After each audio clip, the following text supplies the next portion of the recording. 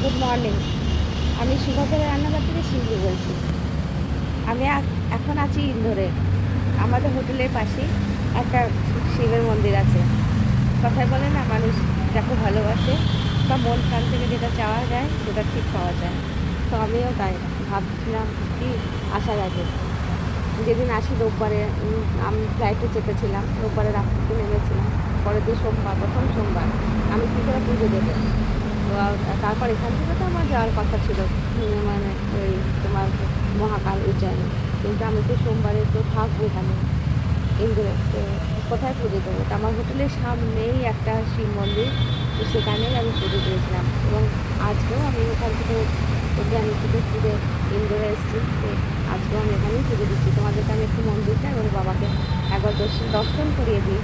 তো দেখো, মানুষের মনের ইচ্ছা কীরকম ঈশ্বর পূরণ, কারণ সেটাই তোমাদের একবার দেখাচ্ছি। কি সুন্দর দেখো, এই যে দেখো বাবাকে, দেখো কি ভালো। এখানে সমস্ত কিছু রেডি করা থাকে, যার ইচ্ছা আসবে সবাই পুজো দিতে পারবে।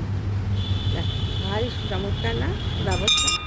আমি তো এখানে কিছু নিয়ে আসিনি, খালি হাতে আসি, সব কিছু রেডি করাই থাকে। আমি আমার মতো এসে পুজো দিই। এই যে এক ভদ্রমহিলা এলেন, তিনি পুজো দেবেন। এখানে সব স্থানীয়রা আসেন, প্রত্যেকদিন পুজো দিয়ে যান। সবাই আছে এখানে, গণপতি বাপ্পা আছে, গণেশ মহারাজি আছে, এবং শ্রীরাম। কত সুন্দর দেখো মন্দিরটা, একদম পরিষ্কার পরিচ্ছন্ন, ঝকঝকে তকতকে করে রাখা হয়। আমি ওইরকমভাবে বসে এখানে আমার পুজো দিলাম। এখানে জলের ব্যবস্থা আছে, জল না নিয়ে এলে এখানে থেকে জল নিয়ে ঘটি সব কিছু রাখা থাকে মন্দিরের বাইরেটাতে।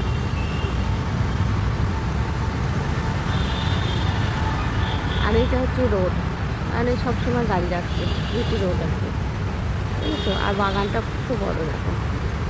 আর ওই ফুটে, এই ফুটে যে রাস্তাটা দিয়ে গাড়ি যাচ্ছে, এই ফুটে আমার আর হোটেলটা একদম সামনে সামনে, ওই যে হোটেলটা বড়। আমাদের দেখায় বাগানটা। আমার হাজব্যান্ড দাঁড়িয়ে আছে, আমার সাথে এসছে। কি সুন্দর না, সব পরিষ্কার পরিচ্ছন্ন, গাছপালা লাগানো। এই এই যে মন্দির, আর এইটা আমার হোটেল। এই যে ঠিক আছে, সামনে একদম সামনে। এখনকার মতো রাখছি, টাটা।